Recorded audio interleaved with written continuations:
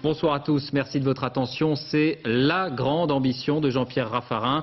Le projet de loi constitutionnelle sur la décentralisation a été adopté en Conseil des ministres aujourd'hui.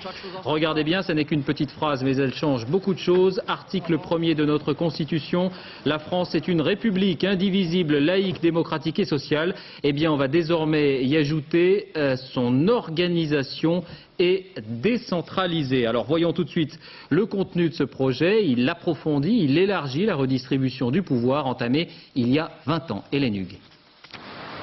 Dès son arrivée au pouvoir, la gauche s'attaque au chantier de la décentralisation. Les lois de fer rompent avec près de 200 ans de centralisme en France. L'État transfère aux élus locaux des compétences en matière d'éducation ou de transport notamment. Mais non, les élus ont plus de responsabilité et plus de liberté.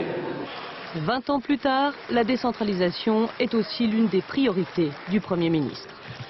Voilà comment on peut faire vivre la République des proximités, voilà comment on peut donner à la vie quotidienne des Français aujourd'hui plus de chaleur et plus d'efficacité.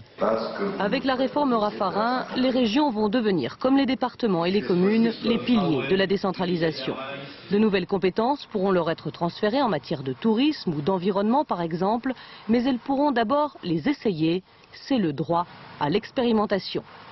La démocratie locale sera renforcée.